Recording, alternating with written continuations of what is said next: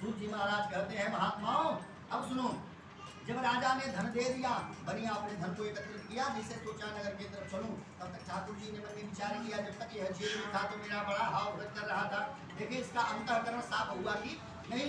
यही मन में भाव लेकर के ठाकुर जी कहा कि एक जो है दंडी स्वामी का भेष धारण किए। इलाहाबाद में दंडी बाबा ने घूमते झंडा टांग करके दंडी स्वामी का भेष धारण किए और भेष धारण करके जो है बनिया के पास आ गए।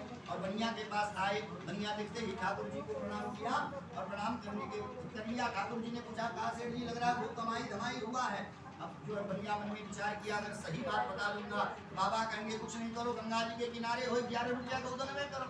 अब यहाँ पर एवं तर्क तर्केण सत्यम नहीं वदिष्यति, तर्क वितर्क किया और सही बात नहीं बताया और हाथ जोड़ करके बोल गया कि लता पत्रादिकम चैव।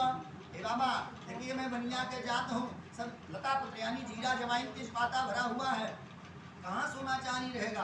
अब तो ठाकुर जी गुस्सा हो गए कि निष्ठुरम देव च श्रुत्वा सत्यम भोग देव च। जब इतना निष्ठुर वचन ठाकुर जी सुने, उन्होंने कह दिया तथास्तु, यानी जो तुम कह रहे हो वही हो जा। ठीक इतना कह करके ठाकुर जी थोड़ी दूर ले जाके नदी के किनारे स्नान ध्यान करने लगे।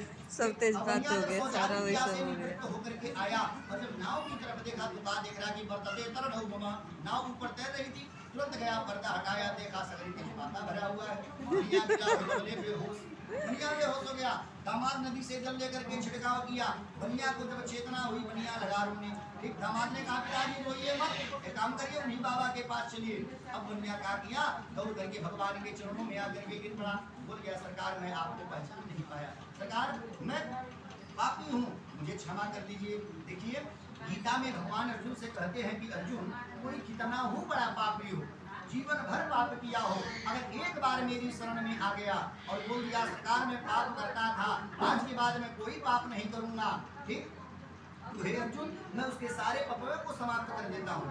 जब बनिया भगवान के चरणों में गिर करके अपनी गलती का पश्चाताप किया, तब ठाकुर जी बोल गए, देख साधु ये सब तेरे प्रारब्ध में लिखा नहीं था, तू अपनी लालच के कारण तुझे इतना कष्ट उठाना पड़ा। देखिए पापिक बापिक नाम है लालच। जहाँ मन में जरा सा भी लालच आ गया, जरा सा भी लालच आ गया तो बिना पाप कराए वो मानने वाला नहीं है। अब क्या हुआ, जो है ठाकुर जी ने कहा बोल तुझे क्या दे दूं। बनिया ने कह दिया सरकार हमारा जितना धन था उतना धन दे दीजिए। ठाकुर जी ने कह दिया तथास्तु। अब बनिया का धन जस का तस हो गया। ठीक ठाकुर जी पर ध्यान हो गए। बनिया क्या किया, अपने धन को एकत्रित किया और स्वदेशगमनम कृतम, अपने नगर की तरफ चल दिया। और जब नगर के किनारे पहुंचा, जो दूत धन की रखवाली कर रहे थे उनसे बोला कि जाओ घर पे सेठानी से कह दो कि सेठ जी आ गए।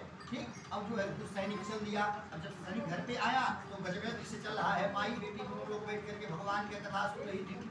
जो दूध पीछे से बोल गया सेठानी सेठानी सेठ जी आ गए। अब जो लीलावती सुनी, लीलावती ने कहा बेटी अरे तुम्हारा मनोती है, तुम कथा सुनो, मैं जा रही हूँ तुम्हारे पिताजी को लेकर के आ रही हूँ। लीलावती चल दी। कलावती हाथ जोड़ ली, बाबा थोड़ा जल्दी कथा सुना दीजिए, हमारे भी पति देव आ रहे हैं, बहुत दिन हुआ दर्शन हुए। ठीक अब जो पंडित जी जल्दी जल्दी कथा सुनाए। अब कलावती क्या की, पंडित जी को प्रणाम की, सगली सामग्री बटोरी, घर के अंदर पैक की और सीधे चल दी नदी के किनारे। जब नदी के किनारे पहुंची, ठाकुर जी एक माया का पर्दा डाल दी। कहा कि उसका पति जो है नदी में डूब करके मर गया, नाव के साथ उसकी आंखों के सामने। अब कलावती लगी चिल्ला चिल्ला करके रोने। जब रोने लगी तो नदी के किनारे कुछ लोग थे, भीड़ इकट्ठा हो गए। लोगों ने पूछा क्या हुआ। अब कलावती रोते हुए लगी भगवान के ऊपर लांछन लगाने कि अभी अभी मैं कथा सुन करके आ रही हूँ, ठाकुर जी मेरे साथ इतना बड़ा अन्याय कैसे कर सकते हैं। तो जब लगी भगवान के ऊपर लांछन लगाने, तब तक आकाशवाणी हुआ कि हे बेटी तुमने कथा तो सुना, इसमें दो राय नहीं है, लेकिन बेटी कथा का प्रसाद तुमने नहीं खाया। देखिए दिन भर बैठ करके कथा सुनिए, कोई फल मिलने वाला नहीं है। 10 मिनट कथा सुन लीजिए, कथा के प्रसाद खा लीजिए, संपूर्ण कथा सुनने का फल मिल जाता है। ठीक और इसलिए बेटी तुम घर पे जाओ, प्रसाद खा करके आओ, तब तुम्हें तुम्हारे पति का दर्शन होगा। अजय तरह बात सुनी, कलावती घर पे गई, प्रसाद खा करके नदी के किनारे आई, पति का दर्शन हुआ।